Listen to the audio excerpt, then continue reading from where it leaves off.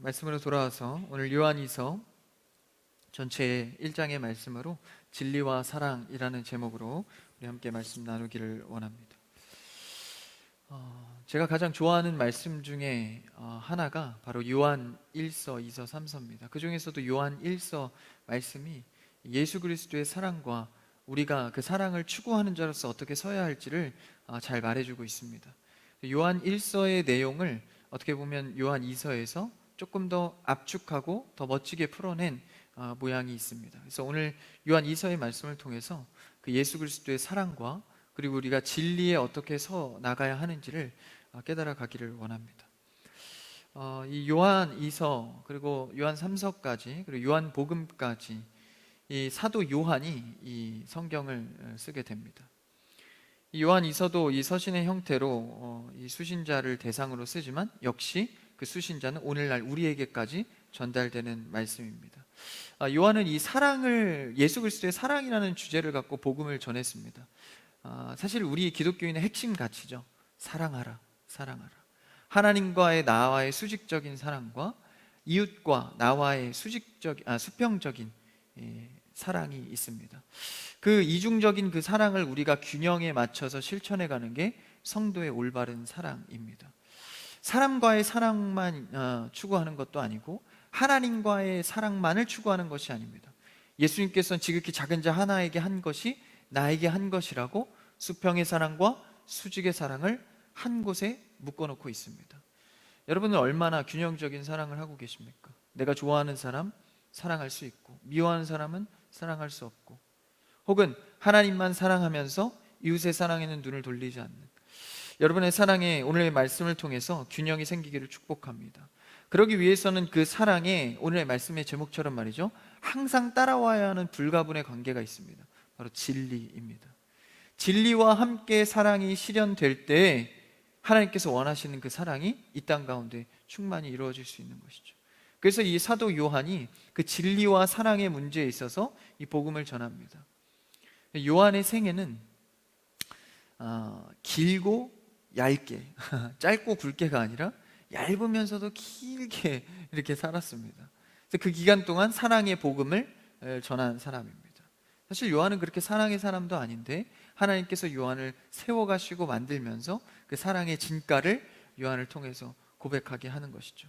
여러분들도 지금의 사랑이 부족하고 연약하여도 하나님께서 세우실 사랑을 기대하면서 사랑의 사람으로 품고 기대하시기를 축복합니다. 왜 어린아이들이나 학생들도 이 사랑을 많이 받은 자들이 참 사랑스럽다, 사랑을 많이 전할 수 있는 자, 티가 나잖아요. 사랑 많이 받은 자, 이 사랑의 사람이 되기를 축복합니다. 그래서 오늘 계속해서 나오는 이 진리와 사랑에 대해서 우리가 기대하는 바가 있기를 바랍니다. 오늘의 말씀의 단어의 이 진리와 사랑은 이 1장에서 요한2서 1장에서 4번씩이나 반복하면서 말할 정도로 아주 중요한 핵심 주제입니다. 이 짧은 성경에서 가장 짧은 책이 바로 요한2서이고 요한3서입니다. 근데 절수로 보면 사실 요한2서가 더 짧아 보이지만 사실은 절수는 요한3서가 더 길지만 실제는 요한3서가 더 단어나 문맥적으로는 더 짧습니다. 그래서 성경 전체에서 두 번째로 짧은 책으로 말할 수 있는 요한2서입니다. 이 짧은 편지의 내용 속에서 진리와 사랑을 담아낸 것, 사실 이 진리와 사랑을 어떻게 이렇게 서술적으로 짧게 담아낼 수 있겠어요? 그럼에도 이서에 그것을 서술하고 있다는 것, 이 짧은 말씀에 서술하고 있다는 것은 굉장히 중요한 말씀을 담고 있다는 것입니다. 첫 절과 두 번째 1, 2절은 인사의 내용이고요, 마지막 두 절 12절 13절도 역시 끝나는 인사의 내용입니다. 참 편지도 그렇고 책도 그렇고 서문과 그리고 맺은말이 굉장히 중요합니다. 무엇을 말하려고 하는지, 그리고 무엇을 앞으로 소망하고 있는지, 그게 서두와 끝말에 다 담겨 있는 것이죠. 그 다음에 4절에서 11절까지 이 중심 내용인 진리와 사랑에 대해서 말하고 있습니다. 근데 당시에 이제 상황과 문화에 맞춰서 말하고자 하는 내용이 이제 바로 적그리스도입니다. 예수 그리스도에 대해서 잘못 가르치거나 잘못 이해하는 사람들에 대해서, 이 진리와 사랑이라는 것은 항상 예수 그리스도가 먼저 정립된 뒤에 이루어져야 합니다. 우리가 추구하는 진리는 무엇입니까? 바로 예수 그리스도로부터 출발한다는 것이죠. 그래서 그 내용을 오늘 말씀에 잘 담고 있는데요. 그 편지의 수신자를 먼저 말하고 있습니다.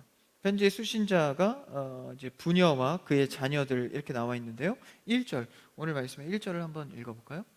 1절입니다. 시작. 장로인 나는 택하심을 받은 부녀와 그의 자녀들에게 편지하노니 내가 참으로 사랑하는 자요 나뿐 아니라 진리를 아는 모든 자도 그리하는 것은. 장로인 나는 하면서 사도 요한이 사도라고 소개를 하지 않고 장로라고 말합니다. 사도이자 장로죠. 이제 다시 말하면 목사이자 장로인 나 사도 요한. 근데 사실 사도 바울 같은 경우에 이 편지를 쓸 때 항상 사도권에 대해서 많이 강조를 했습니다. 그러니까 자신이 사도권에 대해서 복음 전할 때 시비가 사람들에게 많이 걸렸기 때문에 사도는 예수님께 직접 가르침을 받은 자인데, 사실 사도 바울은 예수님을 만난 적이 없다고 사람들은 생각했죠.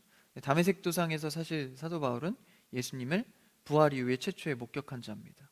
그래서 사도권을 부여받은 자인데 사람들은 그거에서 시비를 가렸죠. 그래서 항상 사도 바울은 그 서두에 하나님께서 부르신 사도된 나 바울은 이렇게 말하지 않습니까? 근데 요한은 장로인 나라고 표현하고 있어요. 그러니까 사도권은 사실 요한은 확실했기 때문에 그거보다는 이 장로의 표현을 씁니다. 사실 오늘 우리 교회에도 이 장로교회도 장로라는 직분이 있는데 그 장로 직분과 이 당시의 이 장로 직분은 조금 차이가 있습니다. 지금의 장로 직분의 역할과 이때 당시의 장로의 역할은 조금 다릅니다. 이 당시의 장로의 역할은 거의 목사님에 준하는 사역, 목사님은 거의 동등하다고 봐야 되겠죠.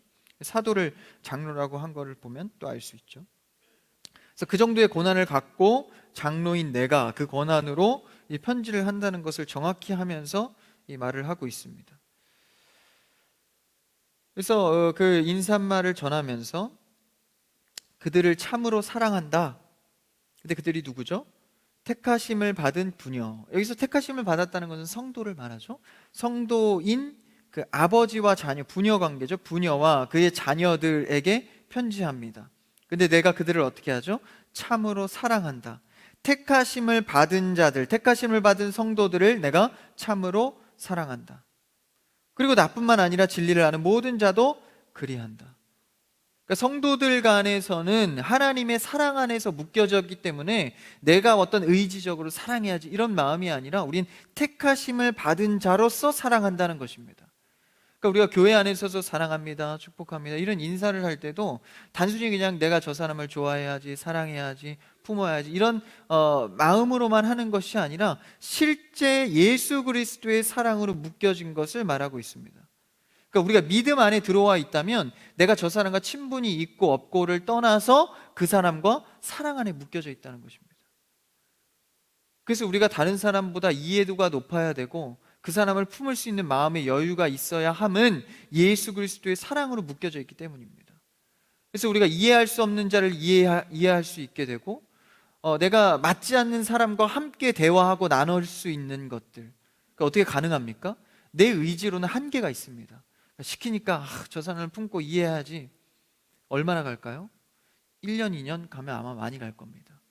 근데 그런 마음으로 하는 게 아니라 예수 그리스도의 사랑의 믿음과 저에게 예수 그리스도의 믿음 안에서 묶여져 있다면 그 조건 하나로 사랑하고 품는 것입니다. 사도 요한이, 장로인 요한이 그것을 강조하고 있는 것입니다. 그러니까 편지 서두에 이것을 강조하는 것은 내가 너희로 하여금 사랑하고 진리 안에 서야 한다는 것에 대해서 예수 그리스도의 사랑으로 우리는 택하심을 받았으니 그 진리 안에서 서로를 위해야 한다는 것을 먼저 선언하고 들어가는 겁니다. 그렇게 생각하면 1절이 참 깊이가 있죠. 택하심을 받은 부녀와 자녀들, 내가 그들을 참으로 사랑한다. 참으로 사랑한다. 내 노력으로 사랑하는 게 아니라 택하심을 받은 자들이기 때문에 사랑한다. 이것은 새로운 가족 공동체를 예수님께서 십자가선에서 선언한 것처럼 그 사랑 안에 묶여야 한다는 것이죠. 예수님께서 자신의 육신인 어머니를 이 요한에게 맡깁니다. 그러니까 사실 요한은 예수님을 보고 만졌고 듣고 경험한 자입니다. 그러니까 이 예수님의 사랑에 대해서 확실하게 말할 수 있죠.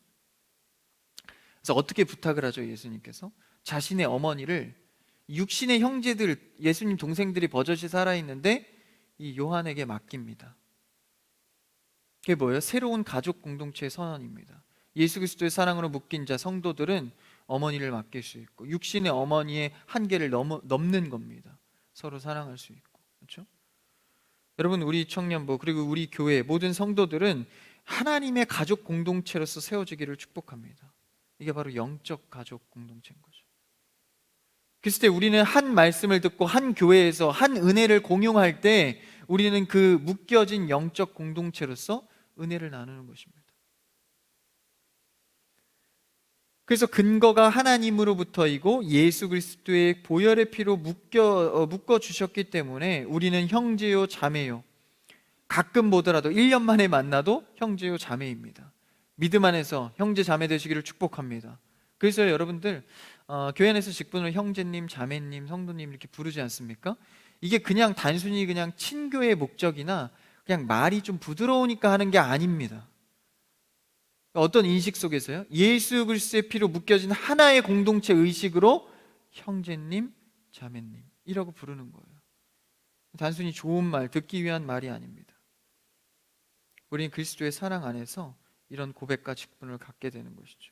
어색하겠지만 우리가 형제, 자매 인식 속에서 같이 나누고 신앙생활을 해야 합니다. 영적 가족으로 행하는 것이죠. 그래서 예수 그리스도께서 이 가족의 개념을 새롭게 세우셨으니 우린 그 영적 가족을 따라갑니다. 그래서 2절에는 뭐라고 고백하나요? 2절 한번 읽어볼까요? 시작. 우리 안에 거하여 영원히 우리와 함께할 진리로 말미암음이로다. 그 사랑을 내가 너희를 그렇게 사랑하는데 우리 안에 거하여 뭡니까? 믿음 안에 거하여서 영원히 우리와 함께할 진리로 말미암는다. 우리가 이 사랑하는 것은 제가 서두에 말씀드렸다시피 예수 그리스도의 사랑, 그 진리 안에 서게 된다는 것입니다. 진리로 하는 사랑, 예수 그리스도 때문에 하는 사랑, 예수 그리스도로 인하여서 하는 사랑, 여러분 마음속에 예수 그리스도의 사랑이 회복되기를 축복합니다. 그래야 그것으로 사랑할 수 있습니다. 그래야 사랑이 실현될 수 있습니다. 자꾸 내가 하려고 하면 한계가 와요. 내가 하려고 하면 자꾸 다른 마음이 싹 틉니다. 미움의 마음, 시기의 마음, 외모로 판단하는 마음들. 그걸 누를 수 있는 힘은 오직 진리로, 예수 그리스도의 사랑으로 내가 충만할 때. 그래서 먼저 내가 십자가 앞에서 회개와 십자가 앞에서 내 죄를 발견하지 않으면 다른 사람을 사랑할 수가 없습니다. 내 죄를 하나님 앞에 내어놓지 못하는데 누구를 사랑할 수 있겠어요? 그래서 그 말이 2절에 예수 그리스도, 그러니까 그 진리로 말미암아 우리는 사랑한다는 것이죠. 그러면 내가 그렇게 진리 안에서 사랑할 수 있게 되고 같이 신앙생활하는 이 공동체도 내가 아는 그 예수 그리스도의 진리, 너도 그 예수 그리스도의 진리, 같은 하나님, 같은 예수 그리스도의 복음 안에서 공유하기 때문에 서로의 공감력이 강해지는 겁니다. 그러니까 우리가 은혜 나눔이라 그러죠. 내가 받은 은혜를 왜 공유할 때 공감이 됩니까? 내가 믿는 하나님이 당신이 믿는 하나님과 같으니까. 믿지 않는 사람들에게 내 어떤 하나님과의 은혜의 간증을 나누면 사실 공감이 잘 안 됩니다. 그래서 우리는 항상 예수 그리스도 안에서 영적 가족 생활을 해가는 것이죠. 그래서 우리 교제한다 그러죠. 밥도 먹기도 하고 대화도 하기도 하고 카페도 가기도 하고 목장 모임도 하고 친해지는 거 정말 중요합니다. 그러나 같은 말씀 안에서 진리의 공유가 없이 친해지기만 한다면 그것은 언제든 깨질 수 있는 가벼운 관계입니다. 아무리 5년, 10년 관계를 두텁게 쌓아도 진리의 공유가 없으면 그것은 얇은 유리 조각에 불과합니다. 언제든 깨질 수 있는 거예요. 그런데 진리의 공유가 한 번을 나누고 한 번을 대화하더라도 진리의 공유 속에서 나누는 것은 힘이 있습니다. 그런 사랑의 공동체가 되기를 원하는 것이죠. 그래서 저희 교회 우리 이 젊은이 예배 청년부를 보면요, 제가 은혜가 되는 것이 가만히 이렇게 자세히 이렇게 청년들을 살펴보면 사랑이 굉장히 많습니다. 이해도 많이 하고요. 예전에 그러지 않던 청년도 지금은 많이 성숙해서 사랑하려고 하고 이해하려는 모습들이 간간히 제가 보게 됩니다. 그런 거 보면 제가 너무 은혜가 돼요. 서로를 챙기고 생각하는 마음. 그래서 뭐 잘 이렇게 겉으로는 잘 못할지라도 마음속으로 기도하고 품는 생각을 제가 가끔 들어보면 너무 귀한 거예요. 사실 우리 교회 이 청년부의 특성이 이 표정에선 잘 안 드러납니다. 약간 좀 무뚝뚝하기도 하고 되게 조용한 스타일이 많아요. 저를 닮아서 겉모습을 보면 굉장히 좀 차가워 보이기도 하고 조용합니다. 옷도 약간 칙칙해 이건 아닌가요? 화사한 옷을 입으십시오. 근데 그런 모습 외에도 외모 말고요, 그냥 조용조용하고 근데 그 속을 보고 신앙을 보면 이 사랑이 가득한 걸 봐요. 그래서 제가 깜짝깜짝 놀랄 때가 많습니다. 그럴 때 제가 뭘 느끼냐면 이 소망을 느낍니다. 이 공동체는 소망이 있다. 예수 그리스도의 사랑이 있기 때문에 소망이 있다. 그래서 우리 청년부에 새로 오시거나 이런 분들 오해하시면 안 됩니다. 부끄러워서 그러는 거예요. 이렇게 가만히 있는 거 무뚝뚝한 게 아니라 부끄러워서, 저를 닮아서. 제가 부끄러움을 많이 타거든요. 고칠 겁니다. 어쨌든 이 마음에 사랑이 있는 것이 굉장히, 예수 그리스도의 사랑으로 얼마나 공동체가 서가는가, 그 공동체는 소망이 있습니다. 제가 어떤 그 한 교회의 청년부 소식을 하나 들은 것 중에, 이 교회가 막 부흥해 가기 시작하니까 청년들이 막 몰려왔다는 거예요. 그러다 보니까 이 질서적인 측면에서 막 갑자기 막 부흥하는 청년들이 몰려오고 목장들이 많아지고 하다 보니까 이 그냥 좋은 게 좋은 거로 자꾸 흘러간다는 거예요. 나도 좋고 이 말도 좋고 저 말도 좋고 이렇게 해도 되고 저렇게 해도 되고 다 허용하다 보니까 이게 막 곳곳에서 시험 쓰는 사람이 막 속출하는 겁니다. 나중에 감당이 안 되더래요. 그러니까 이런 모습들이 다 왜 그렇습니까? 공동체 안에 예수 그리스도의 사랑으로 하고자 하는 진리의 공유감이 없기 때문입니다. 여러분, 지금 기초되고 뿌리된 여러분들이 진리 안에서 사랑의 실천으로 잘 세워지기를 축복합니다. 아주 귀한 겁니다. 사랑의 사람. 그래서 같은 진리로 같은 복음 안에서 세워져 가는 것, 진리로 말미암음이로다, 이렇게 고백하고 있죠. 그 다음 이 3절이 굉장히 중요한데 3절을 한번 읽어볼까요? 시작. 은혜와 평강이 하나님 아버지와 아버지의 아들 예수 그리스도께로부터 진리와 사랑 가운데서 우리와 함께 있으리라. 은혜와 긍휼과 평강이 있기를 원하는데 이것은 어떻게 이루어질 수 있어요? 하나님 아버지와 아버지의 아들 예수 그리스도께로부터 진리와 사랑 가운데서 세워질 수 있다는 것입니다. 그러니까 우리가 은혜를 누리기 원하시죠? 긍휼이 있기를 원하시죠? 그리고 평강을 누리시기를 원하십니까? 그러면 진리와 사랑 가운데 거해야 한다는 것입니다. 여러분, 마음이 평안하길 원하세요? 불안한 상황이 해결되기를 원하십니까? 은혜가 충만하기를 원하십니까? 넘어지고 시험된 모습들이 회복되기를 원하십니까? 그 문제만을 해결될 것이 아니라 우리는 뭐에 먼저 거해야 합니까? 진리와 사랑 가운데 거해야 한다는 거예요. 내가 불안한 사건들, 그런 상황들은 2차적 문제입니다. 1차적 문제는 먼저 진리와 사랑 가운데 거해야 합니다. 어떤 문제든지 다 마찬가지인 거예요. 진리는 여기서 무엇입니까? 바로 예수 그리스도입니다. 예수 그리스도의 그 뜨거운 사랑 안에 거할 때만 우리 안에 문제와 어려움들, 상처들이 평강을 이룰 수 있는 것이죠. 그래서 예수님께서 십자가에서 죽으시고 3일 동안이나 이렇게 어둠의 가운데 계셨습니다. 제자들이 근심을 하죠. 모여서 이제 우린 실패한 자들이다. 낙담에 빠져 있을 때 예수님께서 부활하셔서 그들 앞에 나타나셨습니다. 그때 첫 마디가 뭐죠? 샬롬, 평안하냐. 나는 평안을 주러 너희에게 왔다는 거예요. 예수님이 없어져서 이제 우리 실패했다, 사회적으로 실패했다, 그리고 공동체, 종교적으로 실패했다, 사람들이 우리를 어떻게 취급할까, 제자로 따랐는데 이런 사회적 문제나 이런 신앙적인 문제, 여러 가지 고민을 하고 있을 때 예수님의 선언은, 첫째 선언은 딱 한마디입니다. 평강, 너희에게 평강이 있을지어다. 그러니까 예수 그리스도 안에 있는 자들은 평강이 임한다는 거예요. 너희 다 그런 근심 걱정하냐? 내가 해결해 줄게. 뭐 이런 말씀 안 하세요. 예수님 안에 거하는 자, 진리와 사랑 안에 거하는 자가 평강을 이룰 수가 있습니다. 그래서 모두에 말씀드렸다시피 성도로서 이 진리와 사랑의 균형이 굉장히 중요한데요. 그러니까 진리만을 갖고 사랑의 실천이 없다면 굉장히 차가운 성도겠죠. 진리를 알기 원하고 예수님을 연구하기를 원하는데 그 연구에 대해 적용이 없어요. 굉장히 차갑겠죠. 그리고 또 반대로 이 사랑은 내가 충만한데 진리에 대한 사모함이 없는 거예요. 잘해주는 것, 친해지는 것, 좋아하는 사람과 공동체를 이루는 것, 이건 관심이 많은데 진짜 예수 그리스도 안에서 어떻게 공동체를 세워갈지 고민이 없는 겁니다. 진리에 대한 고민이 없는 거죠. 진리에 대한 고민 없는 그 사랑은 이 허당일 뿐입니다. 그래서 이 두 가지 측면이 있죠. 지식은 있으나 삶에 녹여내지 못하거나, 아니면 이 사랑의 마음은 있으나 진리가 없는 모양. 어느 것 하나 균형을 이루지 못하는 모습입니다. 여러분, 우리는 진리와 사랑의 균형이 있기를 축복합니다.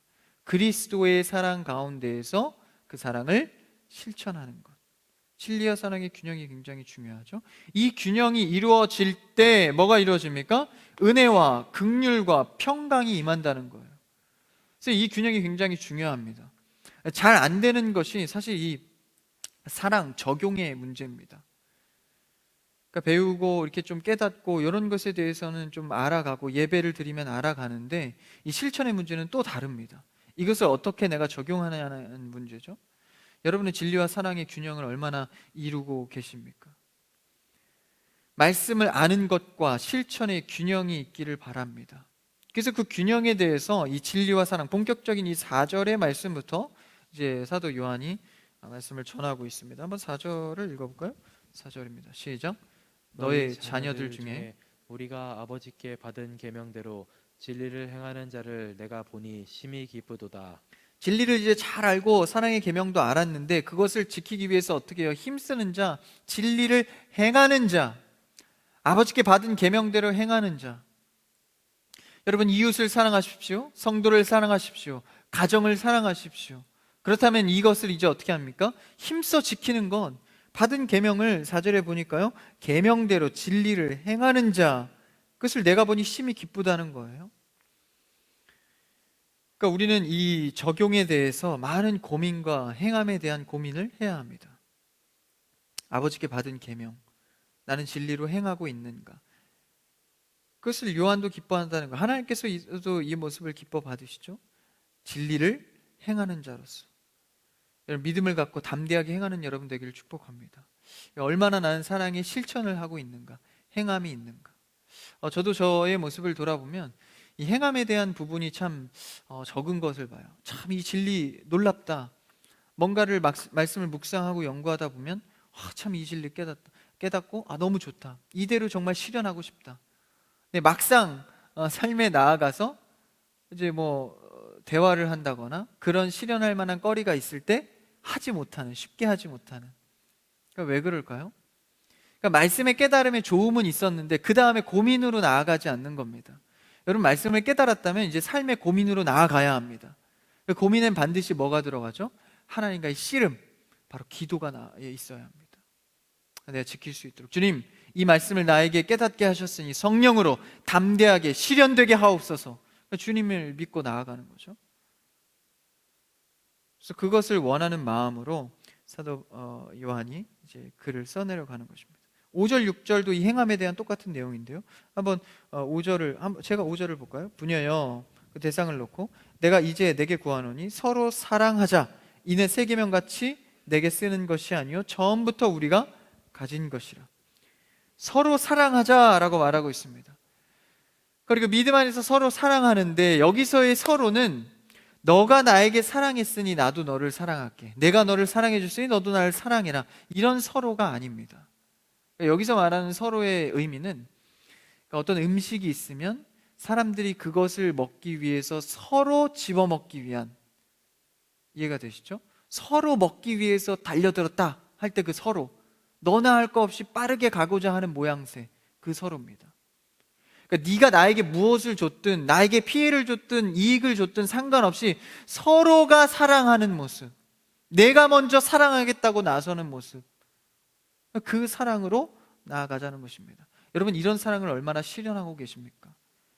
나에게 손해를 주고 나에게 이익을 주는 그런 계산적인 외적인 사랑을 하고 있지는 않습니까? 여러분의 사랑이 진리의 사랑 되기를 축복합니다. 그래서 그런 사랑으로 함께 하자. 이 계명이 언제부터 이루어진 거래요? 그러니까 내가 너희에게 가르쳐서 새롭게 니네가 깨달은 게 아니라 예수 그리스도를 믿는 자들은 이미 그 사랑의 계명을 받은 자다라는 것입니다. 여러분, 예수 그리스도는요, 우리 안에 임하심으로 내가 하나님과 하나 되는 겁니다. 그러니까 내가 예수 그리스도를 노력형으로 얻어가는 게 아니라 예수 그리스도는 그냥 전적으로 임하는 것입니다. 할렐루야. 임함을 통하여서 그 사랑의 실현도 이루어지는 것입니다. 그러니까 그 계명은 먼저 있던 거예요. 그러니까 신약에 와서 생긴 것이 아니라 구약에도 계속 예수 그리스도를 증거한 것처럼, 예언한 것처럼 이미 태초부터 하나님께서 그 예수 그리스도의 계획과 사랑은 함께 간다는 거죠. 그래서 진리와 사랑은 불가분의 관계입니다.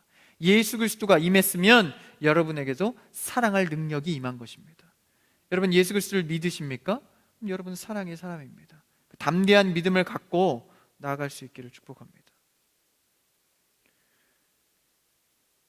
그래서 새 계명같이 쓴 것 같지만 그게 아니다. 처음부터 우리가 가진 것이라. 그러면서 6절에 뭐라고 합니까? 6절을 한번 읽어볼까요? 6절 띄워주세요. 시작. 또 사랑은 이것이니 우리가 그 계명을 따라 행하는 것이요 계명은 이것이니 너희가 처음부터 들은 바와 같이 그 가운데서 행하라 하심이라. 계속 강조하는 게 뭡니까? 그 가운데서 행하라. 행하라. 여러분, 행함이 없는 사랑은 가짜 사랑입니다. 예수님께서도 그냥 우리를 사랑해 사랑해 사랑한다 이렇게 끝났으면 그게 진짜 사랑이 아닙니다. 그런데 말씀이 육신이 되어 이 땅 가운데 임하셨죠. 실제 우리가 먹고 마시며 십자가에 지셔서 우리와 공감하십니다. 이 예수 그리스도의 진리 가운데에서 우리를 사랑한다라고 말씀하실 수 있는 것이죠. 그러니까 우리도 예수님의 그 사랑을 배우고 깨달았다면 그냥 사랑하는 것이 아니라 행함으로 나아가는 것입니다. 이 사랑을 우리가 해야 되는데 이제 이 사랑을 내가 오케이 좋습니다, 예수 그리스도의 믿음으로 실천하겠습니다, 나아가겠습니다. 근데 이 사랑 가운데 반드시 따라오는 게 또 있습니다. 한번 7절을 읽어볼까요? 7절입니다. 시작. 미혹하는 자가 세상에 많이 나왔으니 이는 예수 그리스도께서 육체로 오심을 부인하는 자라. 이런 자가 미혹하는 자요 적 그리스도니. 7절을 주목해야 합니다. 우리가 서로 사랑하는 데 있어서 사람을 미워하지 않고 품을 수 있는 이해력과 포용력은 예수 그리스도부터 나오는데 그것을 실현하려고 나아갈 때 반드시 미혹하는 자가 따라온다라는 것입니다. 그걸 어떻게 표현했죠? 7절에서 세상에 많이 나왔다. 많이 나왔다. 왜 많이 나왔을까요? 믿는 자들마다 예수 그리스도의 은혜가 충만하기 때문입니다. 7절을 계속 좀 띄워주시면, 그래서 이는 예수 그리스도께서 육체로 오심을 부인한대요. 이게 무슨 말일까요? 그러니까 예수 그리스도의 진리의 영역을 건드는 겁니다. 뭐 하지 못하도록? 사랑하지 못하도록. 내 안에 예수 그리스도의 진리의 영역을 조금만 상처가게 해도 예수 그리스도의 진리가 확립이 안 되면 사랑이 안 따라오는 거예요. 곧 사탄이 틈탈게 용이하게 되는 겁니다. 그래서 사탄은 예수 그리스도의 성육신을 어떻게 해서든 부인하게 하는 겁니다. 어떻게 해서는 헷갈리게 하는 거예요. 여러분에게 평강과 은혜가 임하기를 원하십니까? 예수 그리스도의 성육신의 은혜와 사랑이 깊어지기를 축복합니다. 아니, 건강하고 올바르게 알아가기를 축복합니다. 그래서 교회마다 이 교단마다 이 신학이 있고 이런 정통이 있지 않습니까? 별거 아닌 것 같지만 굉장히 중요합니다. 왜요? 특히나 이 기독론, 예수 그리스도에 관한 것일수록 더욱 그렇습니다. 그게 잘못되면 7절에 보니까 뭐가 생겨요? 미혹하는 자가 미혹하는 자. 당시에는 그리스도의 육체로 오심을 부인하는 자가 많았습니다. 그런 자가 미혹하는 자요, 적그리스도다라는 거예요. 적그리스도는 우리 안에 진리이신 예수 그리스도의 체계를 무너뜨리죠. 그리스도께서 육체로 오신 것을 부인하는 거예요. 야, 어떻게 구약 때부터 그렇게 유대인을 통해서 수백 년, 수천 년 동안 내려온 하나님께서 메시아를 보내준다는 메시아 사상이 고작 육체, 연약한 육체만을 품고 올 수 있냐? 이건 아니다. 그래서 육체를 부인하는 겁니다. 근데 실제 예수님은 오셨잖아요. 그러니까 조금 이제는 다르게 왜곡을 해요. 어떻게 왜곡을 하냐면, 그래, 육체로 오시긴 오셨는데 눈에 보이는 것만 육체지 실제 육체는 우리와 달라. 신적인 새로운 육체야. 이렇게 억지 주장을 하기도 합니다.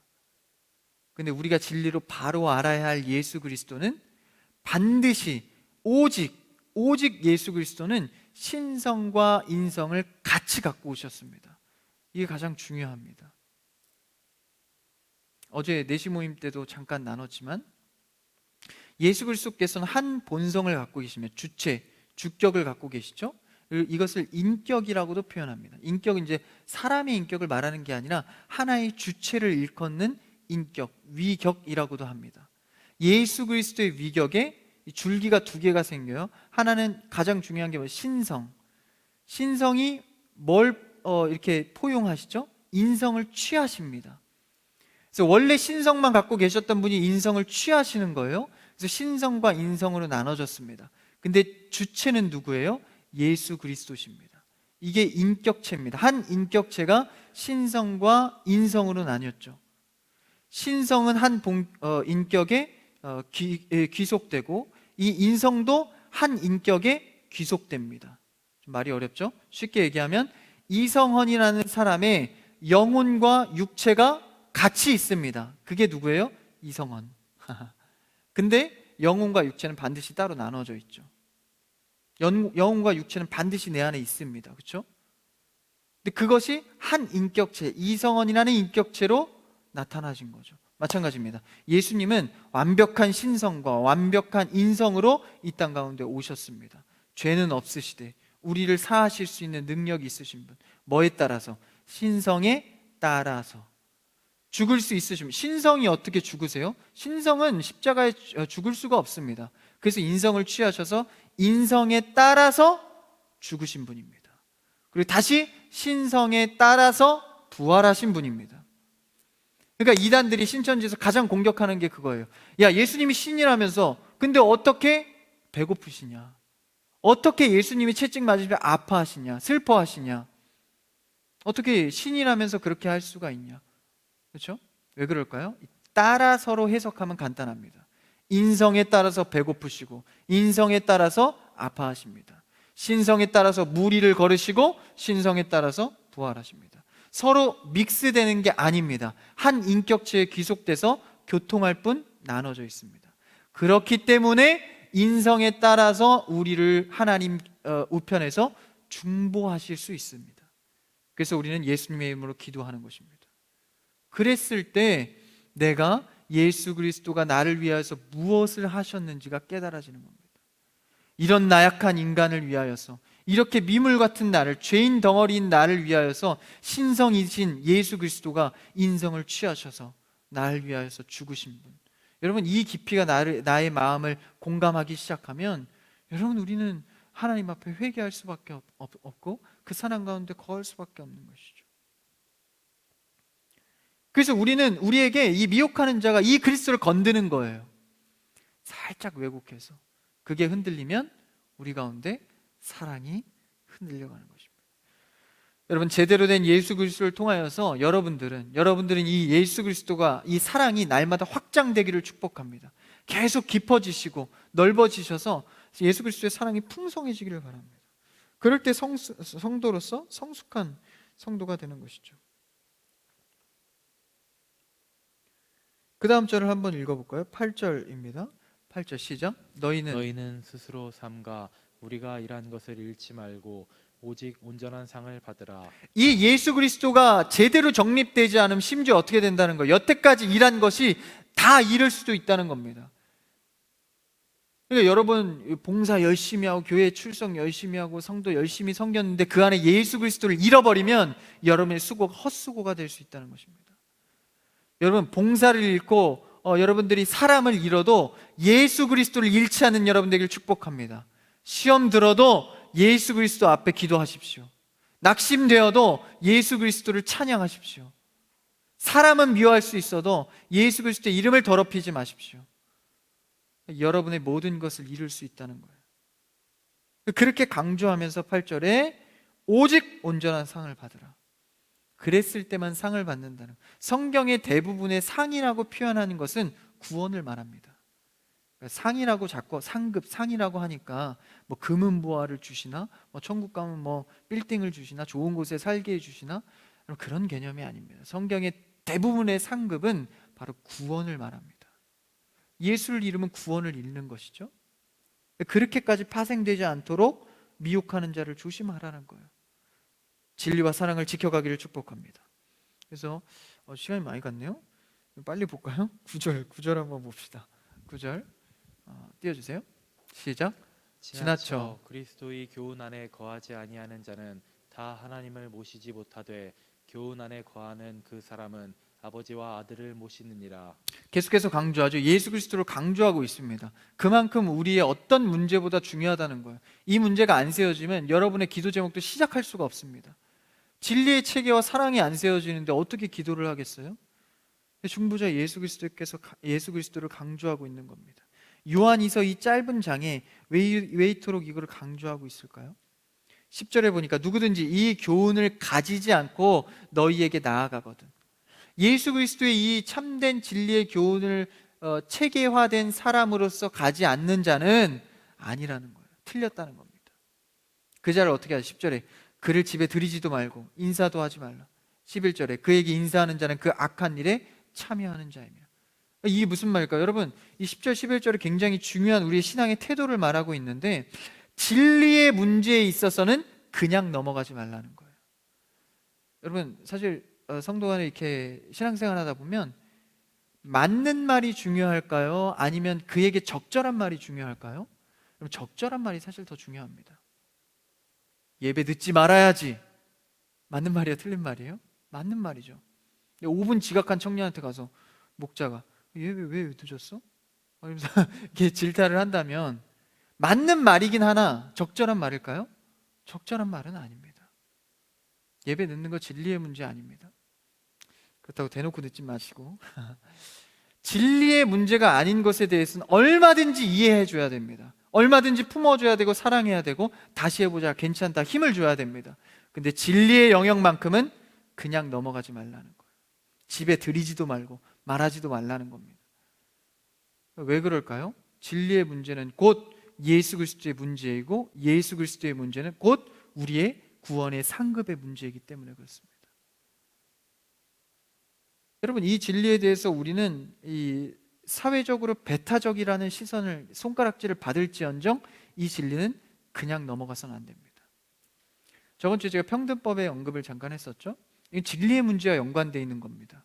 그래도 그들도 사랑해야 되는 거 아닙니까? 그래서 포용하고 그냥 어느 정도 이렇게 수용해주고, 여러분 이럴 문제가 아니라는 거예요. 그 문제는 물론 사랑해야죠. 근데 지킬 것을 지키면서 진리의 문제에 어긋나지 않는 안에서 예수 그리스도 안에서 사랑해야 합니다. 성경의 방법은 다릅니다. 그래서 이 진리의 문제에 대해서 그냥 넘어가지 말라는 거예요. 이 미혹하는 자가 예수 그리스도가 육체로 오신 게 아니다, 기다, 이런 걸 논하고 있는데 거기다 대고 그래, 그럴 수도 있습니다 하면서 이해해 줘야 됩니까? 아니죠. 바르게 가르쳐야 됩니다. 만약에 성도로서 서로 간에 여러분 신앙생활 하다가 진리의 문제에서 어긋나는 여러분 대화나 행동들이 되면 거기서 스탑을 외쳐야 됩니다. 이건 이렇게 되어야 한다. 예배는 이렇게 드려야 한다. 예수 그리스도의 진리는 이렇게 선포해야 한다. 이렇게 찬양해야 한다. 좀 어려울 때가 많고 잘 모를 때가 많죠. 그래서 목자나 사역자가 있는 겁니다. 그래서 여러분 교회를 자꾸 의지하고 사역자를 의지해야 진리 안으로 자꾸 들어올 수가 있는 거예요. 사람 의지하지 마시고 주 안에서 예수 그리스도의 진리로 올바르게 서기를 축복합니다. 그래서 그렇게 머물도록, 그렇게 되지 않으면 집에 들이지도 말고 인사도 하지 말라는 거예요. 너무 강력하게 얘기하다 보니까 조금 좀 심하게 말한 것 같긴 해요. 그럴까요? 그렇지 않습니다. 진리의 문제이기 때문에 그렇죠. 그래서 12절에 보니까 내가 너희에게 쓸 것이 많으나 종이와 먹으로 쓰기를 원하지 아니하여, 끝인사죠. 오히려 너희에게 가서 대면하여 말하려 하는 것은 너희 기쁨을 충만하게 하는, 다 쓰고 싶지만 쓰지 않고 이 중요한 부분만 쓰고 내가 쓰지 않는 것은 그 이유가 뭐예요? 대면에서. 이게 무슨 말입니까? 실천해야 될 영역이 있는 거예요. 그러니까 계속 말로만 한다는 게 아니라 나는 예수님과 같이 실천하러 갈 거다. 대면에서. 여러분 예배도 마찬가지입니다. 교제도 마찬가지입니다. 온라인이나 이런 지면으로 하는 것은 사실 한계가 많습니다. 결국은 대면에서 해야 될 일이 있는 거예요. 두세 사람이 모인 곳에 반드시 내가 너희와 함께 한다고 말씀하시죠. 예배 드릴 때 이미 구약 때부터 네가 내 앞에 여호와 전에 앞에 나와서 얼굴을 보이라 말씀하시죠. 여러분 이제 위드 코로나 되면서 대면 예배가 또 많이 회복되기를 바랍니다. 그래서 끝까지 뭘 강조하고 있죠? 진리 한번 크게 얘기했으니까 앞에서 이제 실천에 대한 거. 내가 기쁨으로 너희를 대면하기를 원한다. 행함을 말하고 있죠. 그래서 우리는 항상 이 행함과 진리의 문제에 있어서 여러분 균형을 잘 이루어 가야 합니다. 오늘의 말씀을 맺습니다. 여러분 삶의 신앙에 진리와 사랑이 얼마나 균형을 이루고 있습니까? 그리고 여러분 마음속에 예수 그리스도의 깊이와 넓이가 날마다 커지고 계십니까? 아니면 그냥 내가 아는 지식 예수 그리스도로 계속해서 그냥 그것만 붙들고 계십니까? 여러분 하루하루의 삶 속에서 예수님의 의미가 커지기를 축복합니다. 그래서 그 사랑을 통해서 실천하시고 믿음으로 담대히 나아가시길 바랍니다. 여러분 한 주간의 삶 속에서도 진리와 사랑이 올바르게 균형을 이뤄서 실현되는 여러분 삶이 되기를 축복합니다.